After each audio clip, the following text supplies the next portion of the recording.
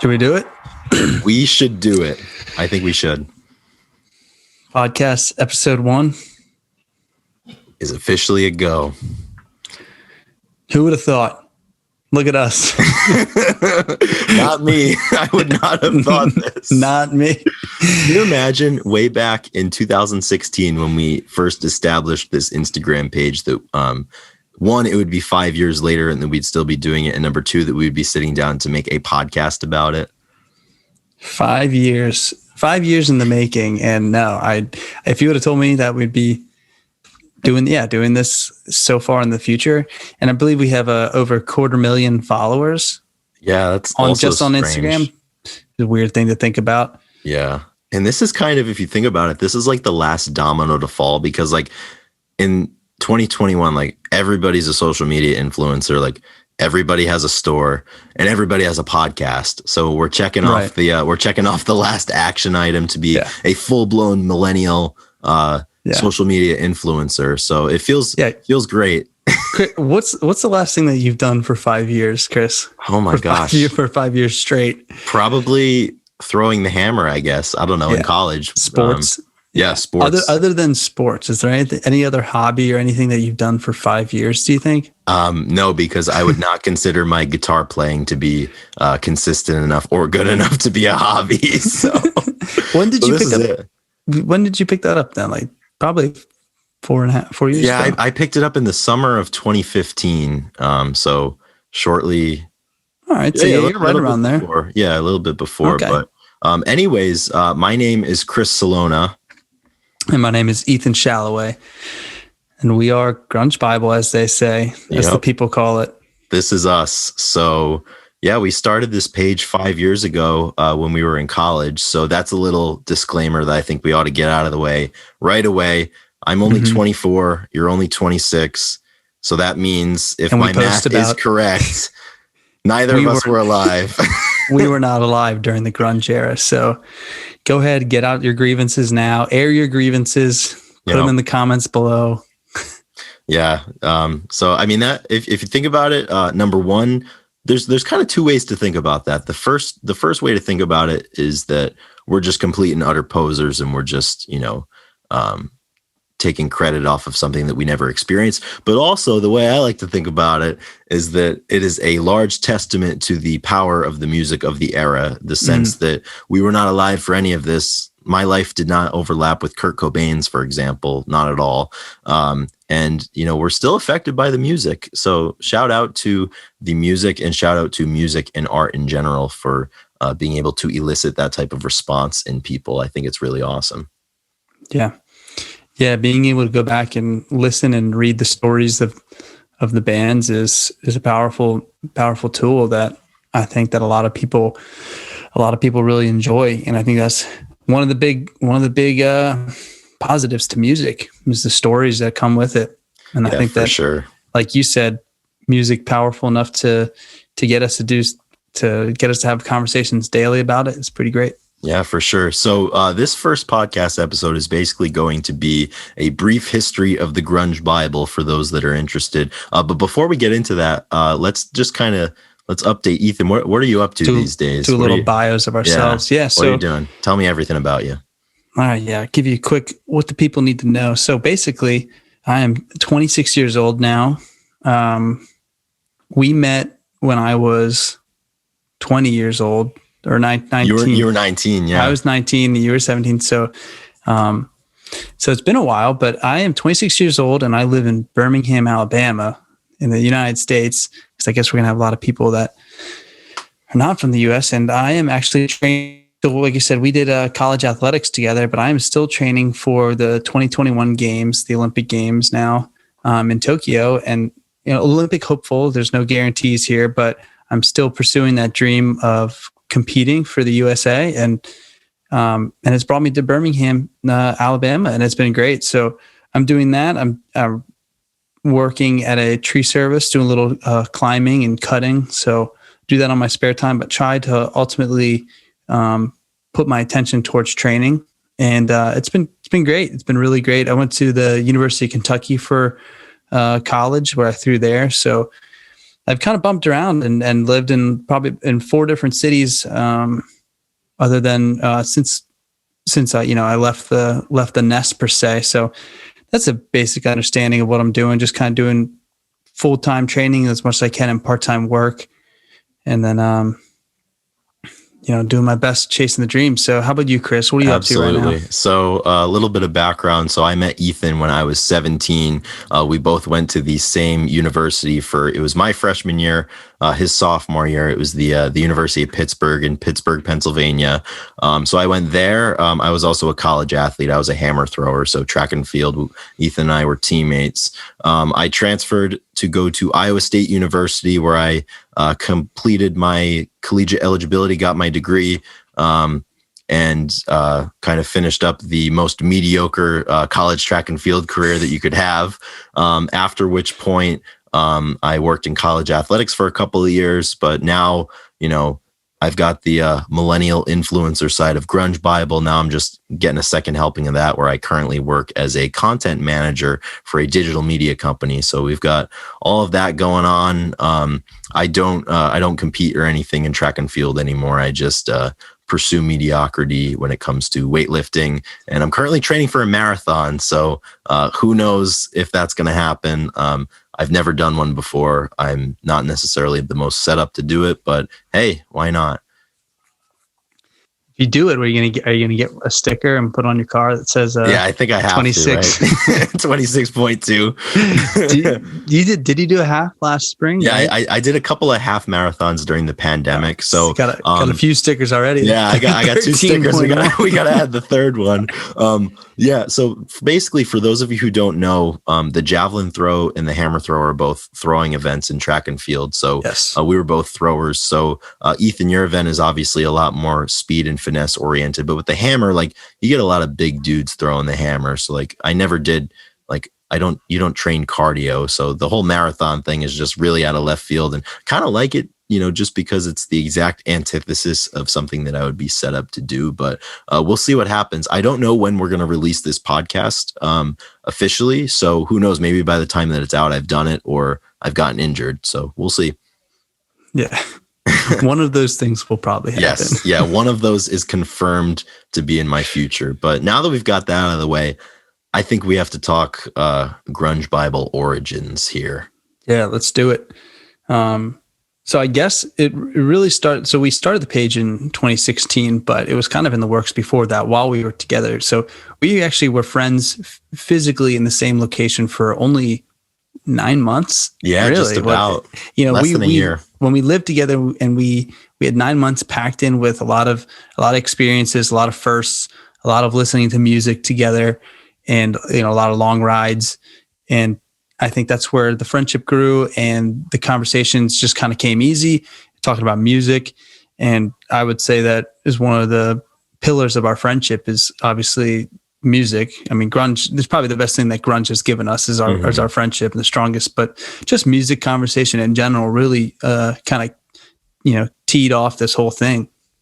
Yeah, for sure. And I remember that whole year, it wasn't really grunge that we were listening to. Like we were into a lot of different stuff. Like we went through, I remember we used to go through these phases where like, we would listen to like only CCR for like a week. And then like we got into this weird Canned Heat, and then the band, and a whole bunch of it had a lot to do with, like, we were at track meets, and I remember we would go to Florida, and it would be just hot, humid, and we would be, ripping CCR, because that's what, that's what like the ballparks did back in the day. Or, like, you listen to Mungo Jerry. Oh yeah. It just felt like the right thing to do, just get some good vibes going. But I remember towards the end of that year, it wasn't even necessarily grunge.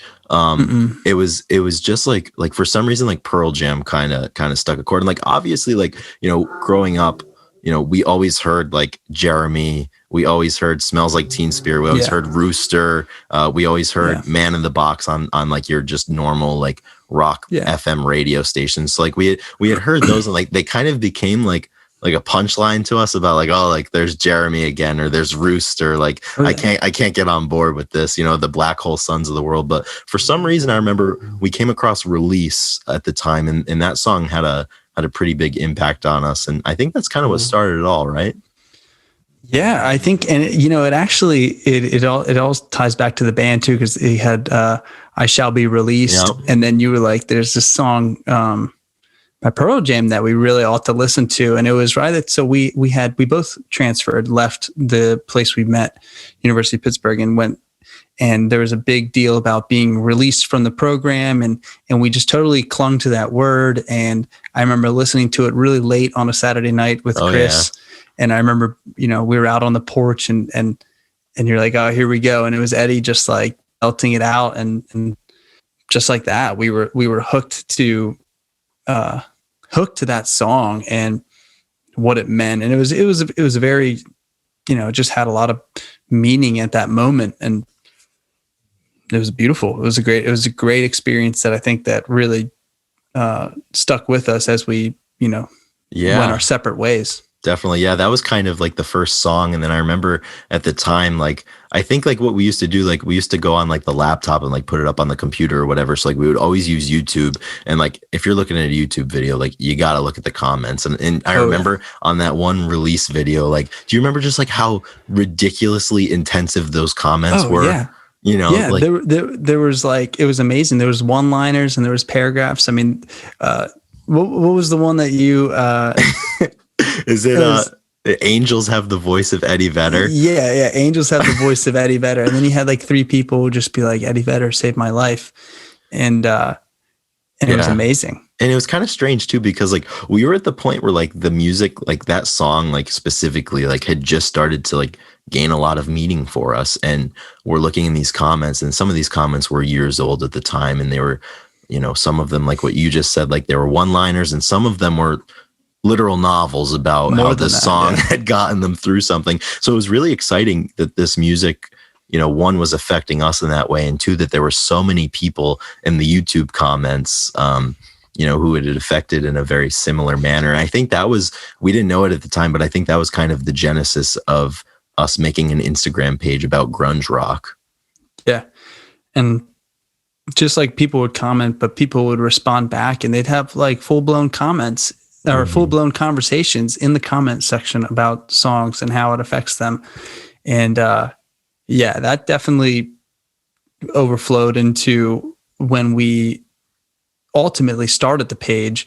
We were had those conversations back and forth to each other, and kind of the same thing. We're just like, we need to post this somewhere. We need to like have an avenue to kind of like express ourselves. Oh yeah. Both jokingly and seriously. And there was only one at the time, there's only one logical next step, and that was to start an Instagram page. Yeah. And it was, almost jokingly, we just were like, we need to do this. And then we did. And then I mean, there's no way that we could have guessed that we'd be here today from that, that experience or that decision. No, absolutely not. Like, I remember it was just, we wanted to start it because we wanted to have some sort of outlet for all of the music that we were listening to at the time, and be like, oh, like I just listened to this song today. Like I need to put these lyrics up somewhere. And, this was before like you had Instagram stories, and like I sure as hell wasn't gonna just like start spamming a bunch of pictures of Eddie Vedder and Chris Cornell on my personal page. I think my friends would have not taken too kindly to that. And this might have even been before you could do videos on Instagram, when it was like purely a picture platform, although I don't know. But yeah, it just kind of started out of that, like we want to engage in this conversation with people. And I think if you follow the page even today, there's still, hopefully, aside from all the shit posting that goes on and all the other stuff going on, there's still a big open exchange of experiences and connections in the comments, and I think that's my favorite thing about the page. 100%.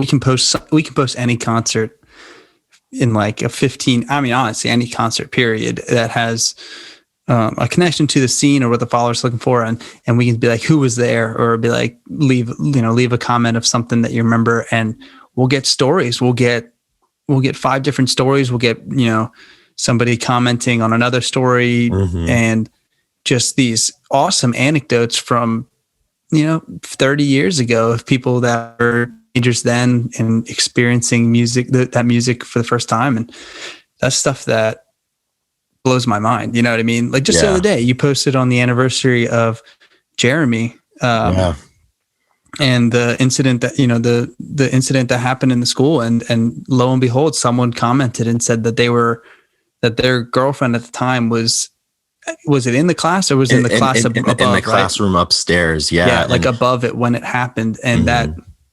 unreal, really, really Right. crazy to And think that.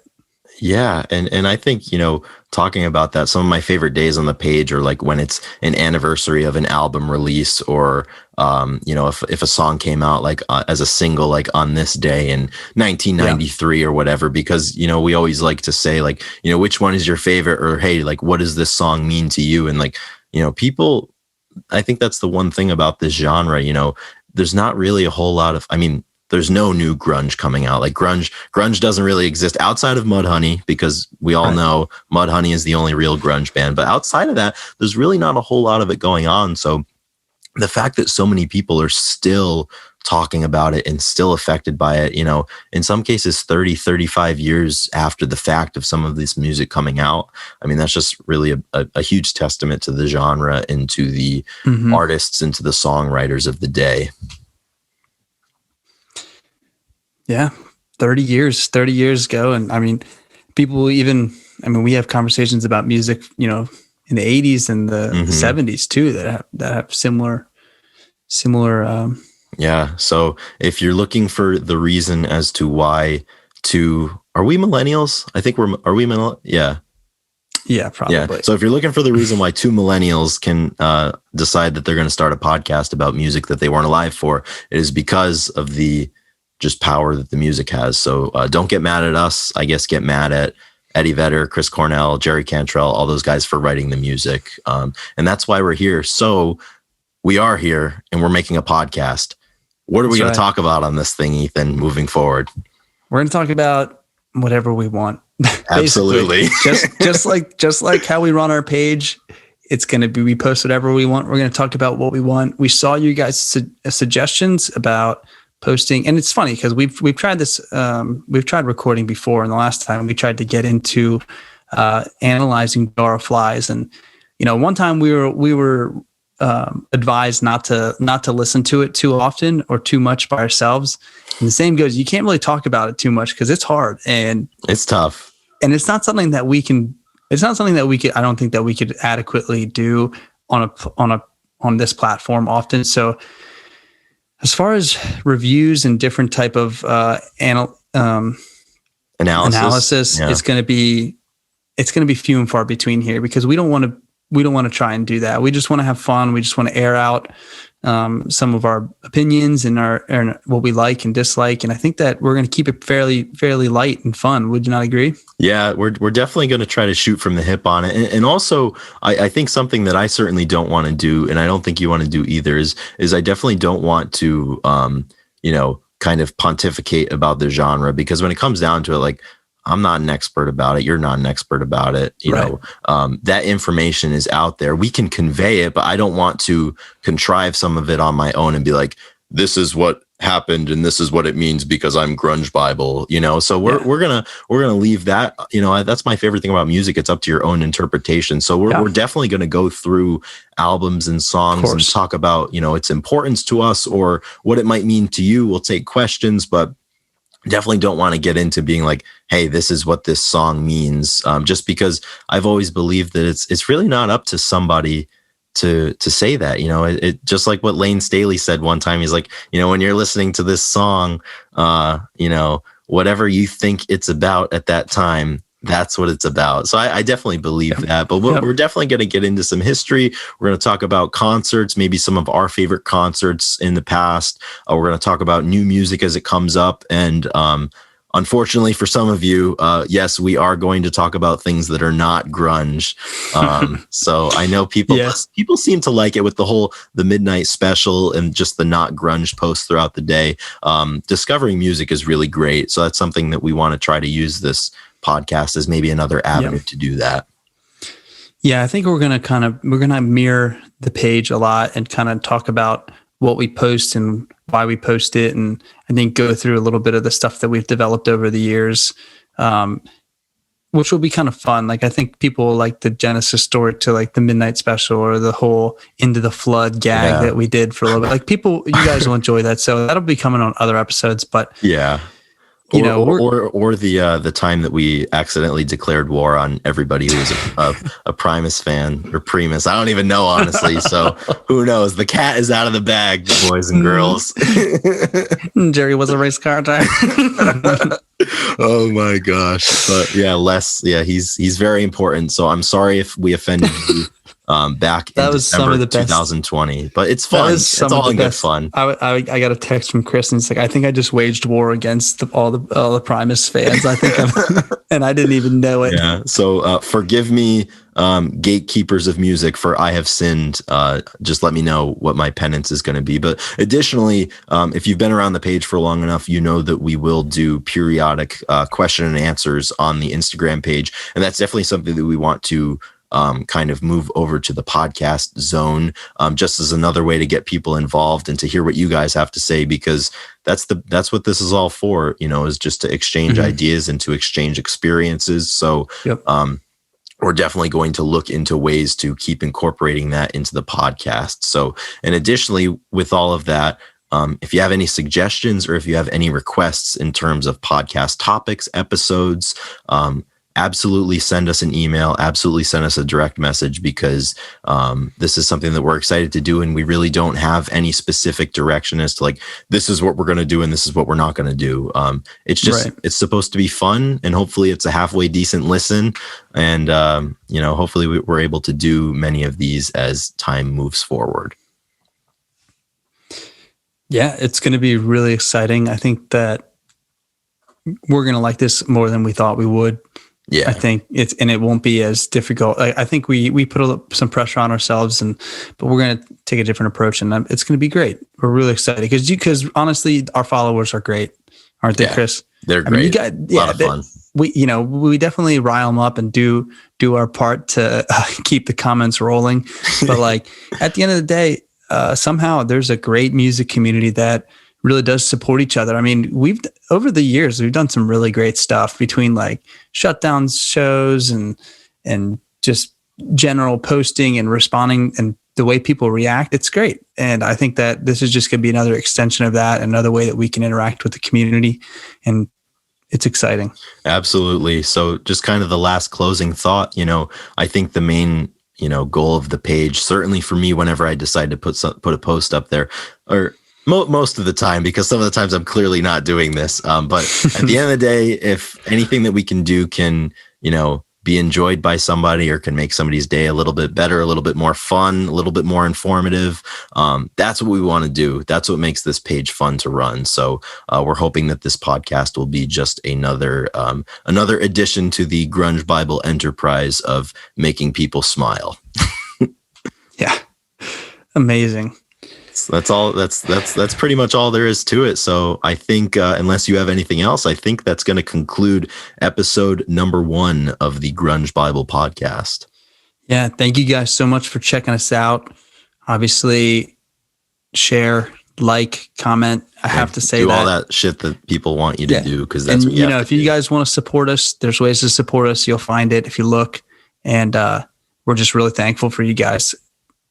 Absolutely. So hopefully you did not hate the last 15 to 20 minutes of your time. And if you didn't hate it, we would love it if you stuck around and listened to episodes 2, 3, 4, and so on and so on. Because at the end of the day, we'll get better at this. This is, absolutely. We're just getting our feet, just crawling. Something to be said for shooting from the hip. And that's what we've been doing. So once again, thank you so much for listening. And until next time, be well. Rock and roll, guys. Thanks. Rock and roll.